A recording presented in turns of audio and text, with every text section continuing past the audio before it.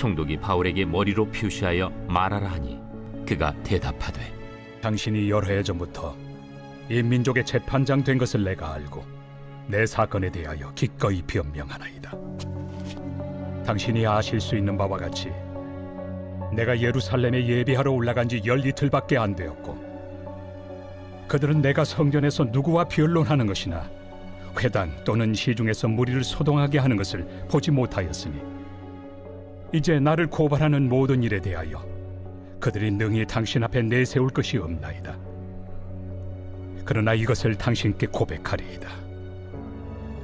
나는 그들이 이단이라 하는 도를 따라 조상의 하나님을 섬기고 율법과 선지자들의 글에 기록된 것을 다 믿으며 그들이 기다리는 바 하나님께 향한 소망을 나도 가졌으니 곧 의인과 악인의 부활이 있으리라 함이니이다.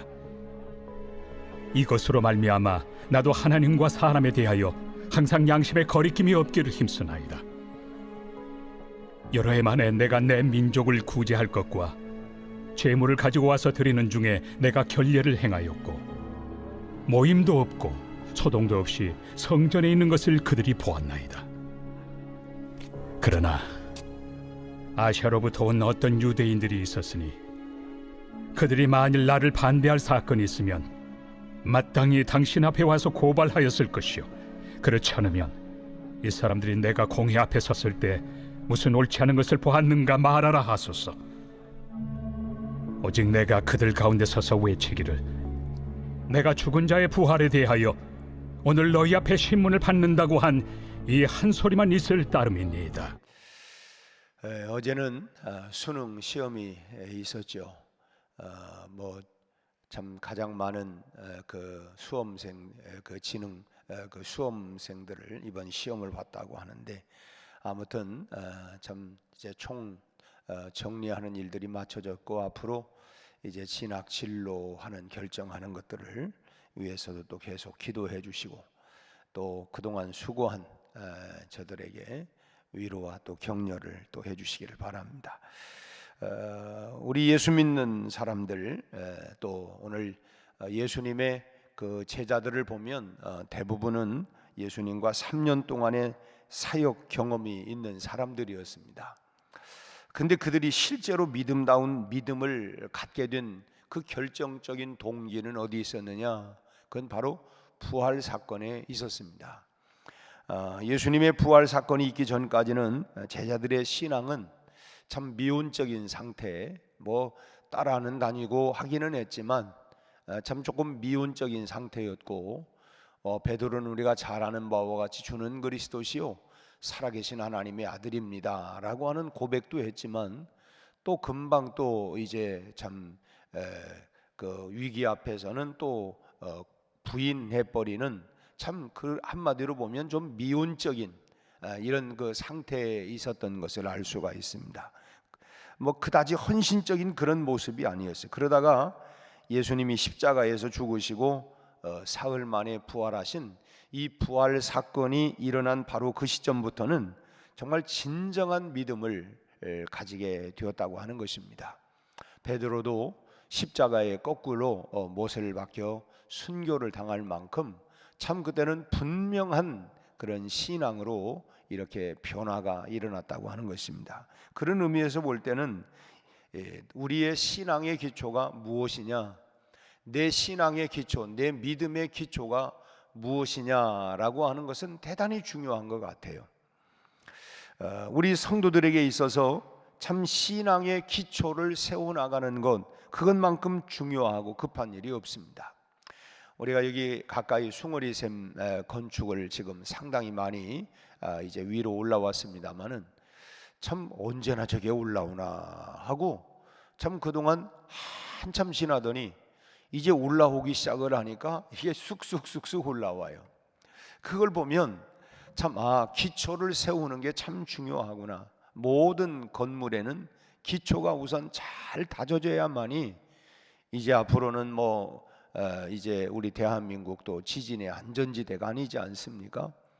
그러니까 그만큼 이제 지진 설계도 해야 하고, 그만큼 기초가 든든해야만이 참 어떤 상황에도 무너지지 않을 수가 있다 하는 것입니다. 그렇다고 볼 때에 내 신앙의 기초가 어디 있느냐?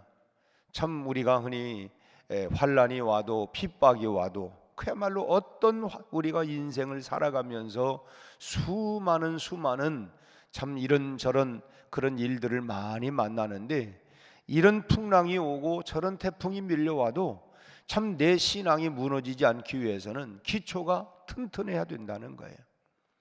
결국 뭐 시험이 들었다 넘어졌다 하는 거는 결국 무너졌다. 왜 무너졌어요? 결국은 기초가 문제가 되는 것이죠. 그래서 우리 신앙의 기초, 내 신앙의 기초를 든든하게 다져가는 것이 매우 중요하다 하는 것입니다.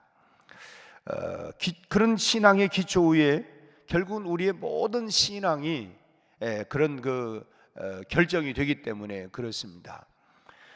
오늘 본문 말씀을 보면 지금 그 재판정의 이 분위기를 보면 아주 험악하고 참 긴장감이 말할 수 없을 만큼 고조되어 있는 이런 상황입니다. 그야말로 서슬퍼른 이런 상황 가운데 있음에도 불구하고 바울은 그리스도인으로서의 그런 신분이 조금도 흔들리지 않는, 참 그야말로 환난이 오고 핍박이 오고 뭐 지금 당장 여기에서 말 한마디 잘못했다가는 목이 날아갈 판인 이런 상황 가운데에서도 전혀 흔들리지 아니하는 이런 모습을 보게 됩니다. 참 바울 자신도 말 한마디 여기서 실수했다가는 참 엄청난 이런 대가를 지불하게 될 거라고 하는 것을 잘 알고 있기 때문에 한편으로는 참 찹찹하기도 하고 두렵기도 하고 떨리기도 왜 하지 않았겠습니까? 그런데 참 이 바울의 변증을 보면 많은 사람들의 마음을 움직이고 또 감동케 하고 있다고 하는 사실입니다. 그런 상황 가운데에서도 참 그야말로 흔들리지 아니하는 그의 신앙의 기초가 결국은 자기가 변증해야 할 이야기들을 또박또박 정말 잘 하고, 그래서 그 말을 듣는 사람들로 하여금 감동 감화를 일으킬 수 있도록 만들었다고 하는 것입니다. 우리 성도들이 어떤 문제에 봉착했을 때에 그 문제를 해결할 수 있는 가장 중요한 열쇠가 어디 있을까? 그 열쇠는 다른 데 있는 게 아니고 우리의 분명한 신앙 고백이 그 문제의 해결 열쇠가 된다고 하는 것입니다. 그래서 결국은 믿음이 중요하다고 하는 거예요. 내 신앙의 믿음의 기초가 무엇이냐에 따라서 그 문제를 풀고 해결할 수 있는 거예요. 우리가 인생을 살아가면서 다 흥한 날만 있는 것도 아니고 다 뭐 날 좋은 날만 있는 게 아니라 비 오고 바람 부는 날도 있고 춥고 배고픈 날도 있고 참 그야말로 광야길을 참으로 내몰린 것처럼 걸어가야 할 때도 있고, 성공만 있는 것이 아니라 실패하는 때도 있고, 건강할 때만 있는 게 아니라 우리가 병들 때도 있어요.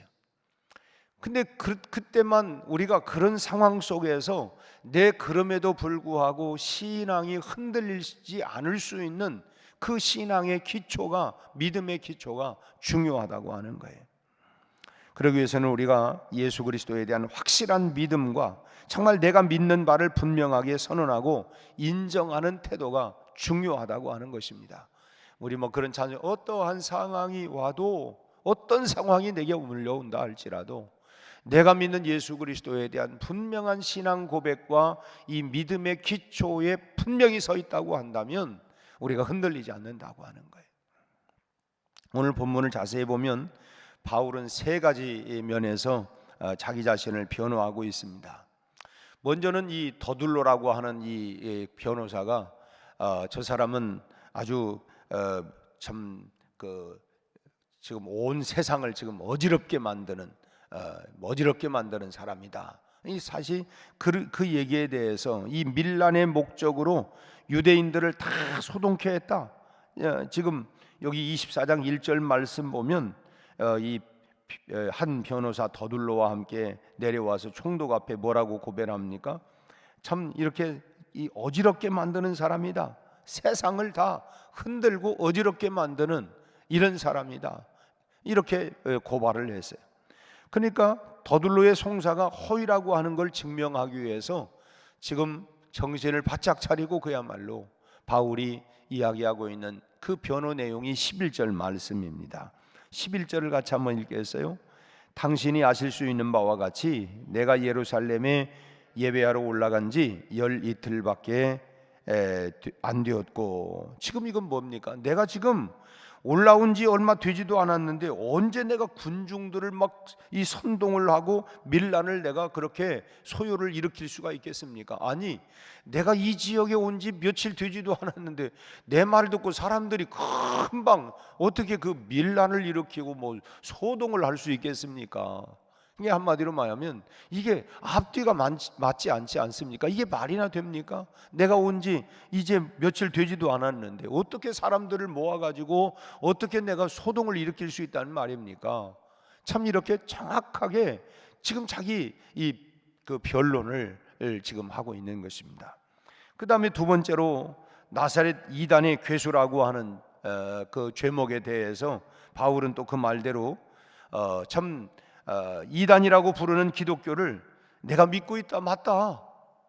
저 사람들이 이단이라고 부르고 있는 그 기독교를 내가 믿고 있다. 이렇게 지금 시인하고 있습니다. 하지만 자신이 그 믿고 있는 도는 결코 이단이 아니라고 하는 것을 지금 변증하고 있는데 14절 말씀을 보겠습니다. 그러나 이것을 당신에게 고백하리다. 나는 그들이 이단이라고 하는 도를 따라 조상의 하나님을 섬기고 율법과 선지자들의 글에 기록된 것을 다 믿습니다.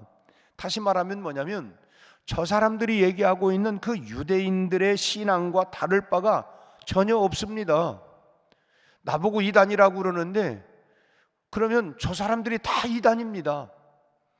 나는 저 사람들이 지금 믿고 있는 그 신앙을 그대로 나는 지금 그렇게 나는 믿고 있는 사람입니다. 이 얘기를 하는 거예요.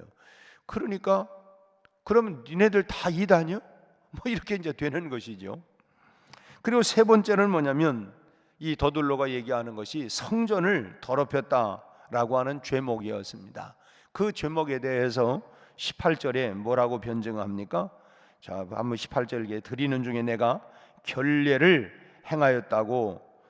행하였고 모임도 없고 소동도 없이 성전에 있는 것을 그들이 보았나이다. 그러나 아시아로부터 온 어떤 유대인들이 있었다. 그러니까 성전에서 내가 결례의식을 행하면서 조용히 지냈지 내가 거기에서 뭐 떠들고 시끄럽게 하고 무슨 소동을 벌리고 그런 일이 전혀 없습니다. 그걸 여기 있는 사람들이 다 알고 있습니다. 내가 무슨 결례를 행한 일이 전혀 없습니다 라고 얘기를 해요. 근데 이 가운데 우리가 관심을 가져야 할 부분은 이 두 번째 변호 사건이었는데 그건 뭐냐면 나사렛 이단이다 라고 하는 바울은 기독교의 진수가 뭐냐? 여러분, 기독교는 예수 그리스도의 십자가와 부활의 터 위에 있는 것입니다. 그러니까 우리도 그렇잖아요. 내가 참 죄에 대해서는 옛사람에 대해서는 십자가에 그 주님이 돌아가신 것처럼 그리스도와 함께 죽었고 그리고 의에 대해서는 주님과 함께 나는 부활했다. 그런즉 이제는 내가 산 것이 내가 아니요 오직 내 안에 그리스도께서 예수가 내 안에 살고 계신다. 그렇기 때문에 내 안에 참 성령이 참 내 안에 거하고 있다고 하는 사실을 우리가 잊지 말고 우리가 늘 성령이 내 안에 내 몸이 참으로 내 몸이 아니라 성령의 전이다. 하나님의 성령이 내 안에 거하고 계시는 나는 성전이다 라고 하는 생각을 우리가 고백을 가지고 살아야 된다고 하는 걸 어제도 말씀을 드렸습니다. 근데 지금 이 기독교의 진수가 바로 부활인데 거기에 대해서 15절에 뭐라고 언급을 하냐면 15절을 같이 읽겠습니다. 그들이 기다리는 바 하나님께 향한 소망을 나도 가졌으니 곧 의인과 악인의 부활이 있으리라 함이니이다. 자, 여기 보니까 그러면서 결국은 뭐냐면 우리의 소망이 뭐냐면 부활에 있다. 부활에 있다. 나도 그 부활을 믿는다. 그리고 그러면서 16절에 무엇으로 얘기합니까? 같이 읽게. 이것으로 말미암아 나도 하나님과 사람에 대하여 항상 양심의 꺼리낌이 없기를 힘쓰나이다. 자신의 신앙의 원동력은 내가 선과 의를 가지고 살아가는, 그건 뭐냐면 내가 죽으면 끝이 아니라 우리의 소망이 부활에 있다.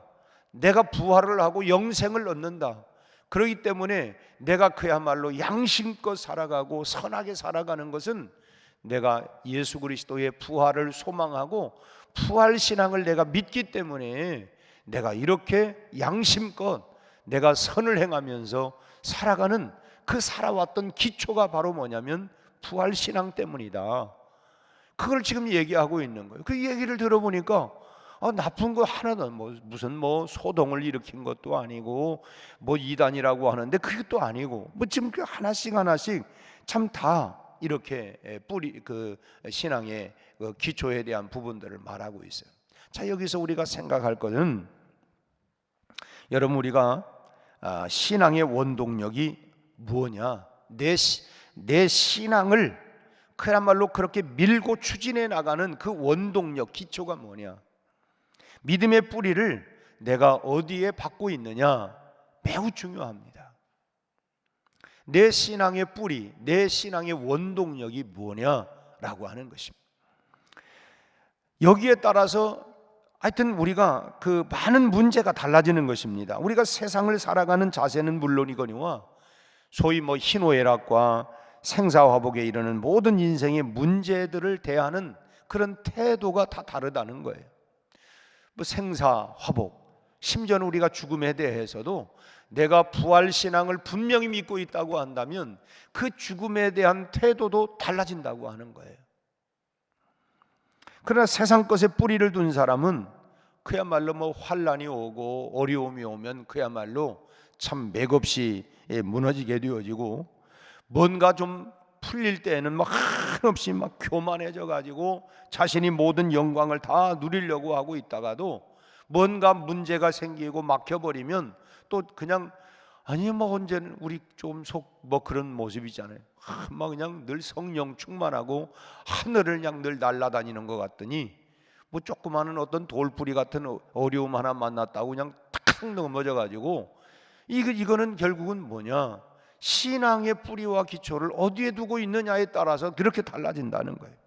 우리가 부활을 소망하고 영원한 천국의 믿음의 뿌리를 둔 사람은 그야말로 어떤 환난이, 어떤 고난이 와도 흔들리지 아니하고 극복하고, 또 만사가 순탄할 때도 역시 교만한 게 아니라 모든 영광을 하나님 앞에 올려드리는 그런 겸손한 자세를 유지하게 되는 것입니다. 이 모든 일들은 주님의 은혜입니다. 바울이 고백하고 있는 것처럼 오늘 나의 놔둔 것은 하나님의 은혜입니다. 내가 더 많이 수고할 수 있었던 것, 더 많이 봉사하고 섬기고, 그야말로 내가 이런저런 환난과 고난, 도적의 위험, 강의 위험, 감옥에도 들어가고 태장을 맞기도 하고 수없는 이런 순환과 역경이 있었지만 다 하나님의 은혜입니다. 하나님의 은혜. 아무나 그렇게 다 환난을 당하고 그렇게 감옥에 갑니까? 물론 잘못을 해가지고 감옥 가는 거야 당연한 일이지만, 그러나 복음을 위해서 그걸 오히려 본인은 자랑스럽게 생각하는 거예요. 왜? 그의 신앙의 기초가 참으로 십자가와 부활에 분명히 있었기 때문에. 우리가 부르는 그런 찬송은 나의 모든 보배는 저 천국에 쌓였고 나의 평생 소원은 십자가뿐이로다. 그런 신앙 고백이 분명하기 때문에 이 땅에서 그런저런 것에 전혀 흔들리지 않았다고 하는 거예요. 바울도 이런 부활신앙이 있었기 때문에 참 어떤 핍박과 환난 속에서도 전혀 두려워하지 아니하고 오히려 그가 뭐라고 고백합니까? 21절 마지막 절을 같이 한번 읽습니다. 오직 내가 그들 가운데 서서 외치기를 내가 죽은 자의 부활에 대하여 오늘 너희 앞에 신문을 받는다고 한 이 한 소리만 있을 따름이니이다. 지금 벨릭스 총독 앞에 당당하게 저 사람들이 무슨 밀란을 소요를 일으켰다. 또 나사렛 이단이 나사렛 이단의 괴수다. 성전을 더럽게 만들었다. 다 얘기를 하는데 그런 것들은 다 지금 변론을 하면서 한마디로는 다 거짓말이다, 가짜다. 진짜 핵심은 뭐냐? 부활을 얘기했다고 하는 것 때문에 저 사람들이 저 난리다. 근데 그들 가운데는 이 사두개인들과 이 바리새인들이, 그들은 이제 바리새인들은 부활을 믿고 사두개인들은 부활을 믿지 않거든요. 그러니까 자기들끼리 이제 그야말로 이제 전쟁이 되는 것입니다. 부활이 있다, 천사가 있다, 뭐 이 없다, 뭐 이거를 뭐 이제 얘기를 하니까 이 바울은 그 부활에 대한 것을 분명히 말을 하고 있는 거예요. 저 사람들이 나를 이렇게 뭐 이렇게 어려움을 주려고 하는 건 내가 부활을 얘기했다고 하는 것, 이거는 다 그들이 믿고 있는 그 부활에 대한 것을 가지고 나를 이렇게 지금 어렵게 만드는 거다라고 얘기하는 것입니다. 여러분, 이유가 분명한 고난이라고 하면 얼마든지 감수할 수 있지 않습니까? 어제 수능 시험을 봤습니다마는 수험생들이 뭐 그냥 몇 년 동안, 적어도 뭐 금년 1년 동안은 다, 근데 뭐냐면 대학 입시라고 하는 꿈을 가지고 이유 있는 그 고생을 하는 거, 이유 있는, 그래 내가 고생을 하고 내가 하고 그래 이걸 잘 넘어가야 내가 그 다음에 참 내 꿈과 비전들을 펼쳐나갈 수가 있다. 이 이유가 있는 그런 이 그 고난은 우리가 얼마든지 견뎌낼 수가 있는 것입니다. 목적이 확실한 고생과 괴로움이라고 하는 것은 오히려 그것이 감사로 바뀌는 것이죠. 감사로 다 바뀌는 거예요. 어제 영화 배우였던 김정화 부부가 어제 나와서 이제 그 간증, 다니엘 기도회 때 간증하는데 참 저런 신앙이 있었구나. 우리가 겉모습과 내면은 말 안 하면 모르죠. 그 간증을 들어보니까 참 그런 신앙과 그런 믿음을 가지고 또 그 신앙을 이렇게 회복을 하고 이제 그런 얘기를 참 듣게 되었습니다. 그러면서 이제 그 남편 우리 이재훈 전도사, 그 복음 CCM 가수, 그러니까 우리가 많이 불렀던 찬송, 뭐 주의 손을 포개고 뭐 이런 찬송들, 우리가 많이 부르는 찬송을 그분이 그 작사 작곡을 했더라고요. 근데 이제 자기가 뇌에 하여튼 뭐 이 그 뇌 종양을 가지고 살고 있다. 이제 그러면서 참 이 감사 그 하는 그 고백들을 늘 감사로 고백하고 참 그런저런 부분들을 참 들으면서 야, 그래 우리가 꼭 기쁠 때만 감사가 아니라 고난 중에도 감사하고, 우리가 흔히 하박국 선지자의 이 감사의 고백은 뭐 다 소출이 많고 뭐 열매가 있고가 아니라 없고 다 없고, 건강할 때만 우리가 감사한 게 아니라 병들었을 때도 감사하고, 우리가 성공했을 때만이 감사가 아니라 실패했을 때도 감사하고, 그야말로 우리는 뭐 감사가 전천후다. 꼭 뭘 내가 기준을 세워놓고 이 이상 돼야 감사하고 그 미만은 감사가 아니라, 그럼에도 불구하고 그리할지라도 그러나 뭐 참 그리고 그냥 뭐 하면서 모두가 다 감사라는 감사. 참 결국은 목적이 확실한 고생과 괴로움이 감사로 바뀌는 것처럼 우리가 흔한 말로 그렇잖아요. 고생 끝에 낙이 온다. 낙이 선하기 때문에 그러게 다가오는 그 낙을 바라보면서 오늘의 고생을 해 나가는, 그것은 견뎌냅니다. 그렇기 때문에 여러분, 오늘 우리도 뿌리를 든든히 해야 된다는 거예요. 노 크로스 노 크라운, 십자가 없이 부활이 없다. 결국은 우리가 당하는 그런 모든 것 속에 결국은 부활의 영광, 영생의 소망을 바라보면서 우리가 그냥 이유가 없는 게 아니라 이유가 있고 목적이 분명하고 우리 방향이 분명하기 때문에 바울 사도는 십자가와 부활 신앙의 분명한 것을, 그 기초를 갖고 있기 때문에 참 어떤 상황 속에서도 흔들리지 아니하는, 참 요동치는 인생 가운데에서도 전혀 거기에 그 치우치지 않는 모습을 보면서 오늘 우리의 신앙도 분명히 가져야 되겠다라고 하는 것입니다. 우리가 믿는 목적을 분명히 해야 된다고 하는 것입니다. 부활을 소망하고 영생을 바라보아야만이 우리가 흔들림이 없고 우리가 저 높은 곳을 향하여 날마다 한 걸음씩 우리가 저 높은 곳 영원한 생명, 영생을 소망하면서 우리가 나아가야 흔들림이 없고, 또 오늘의 여러 가지 괴로움이 부활의 믿음 안에서 즐거움이 될 수가 있는 것입니다. 십자가는 고통이죠. 그러나 이 십자가를 통과하여 부활의 소망이 있는 것처럼, 그래, 이 지금 고난이 왔고, 이 어려움이 왔고, 이 아픔이 왔고, 이 정말 어처구니 없는 일을 만났지만, 그래, 이것 뛰어넘어 부활의 소망이 있다. 또 하나님이 나와 함께 하신다. 임마누엘, 그리고 부활의 소망이 있다. 그리고 반드시 하나님께서 합력하여 선을 이룬다. 우리가 이런 신앙을 갖고 있어야 어떤 소리를 들려, 우리가 살면서 별별 소리 다 듣지 않습니까? 참 그야말로 참 이런 소리 저런 소리도 듣고, 이런 사건 저런 사건도 있고, 이해만 되는 것만이야 이해되지 않는 이런 문제들도 있고, 그러나 우리의 신앙의 기초를 분명히 해서 여러분 부활의 소망을 가지고, 그런 신앙으로 많은 성도들이 이것을 모르고 살아가고 있는 안타까운 참 그런 분들도 적지 않아요. 믿는 목적이 그저 그냥 세상의 축복에만 머물고 있습니다.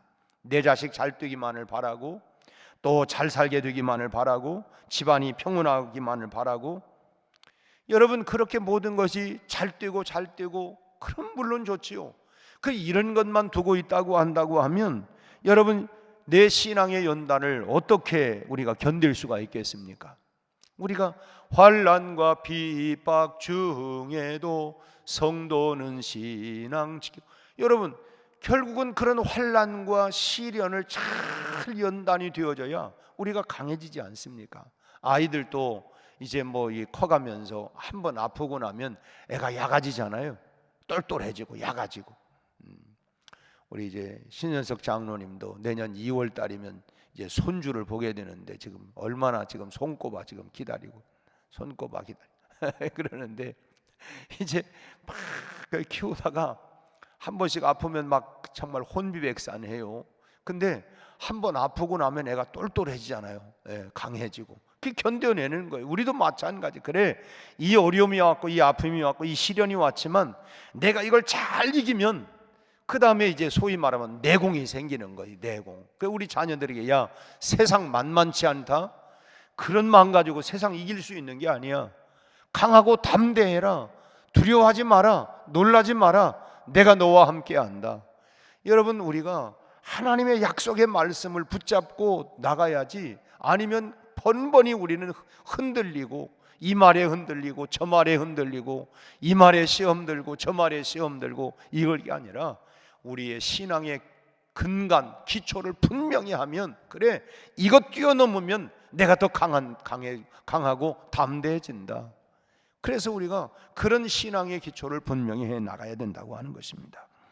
인생에 우리가 때로는 참 바람이 불고 창수가 나면 여지없이 여러분 신앙의 기초가 분명하지 못하면 여러분 다 무너지고 마는 것입니다.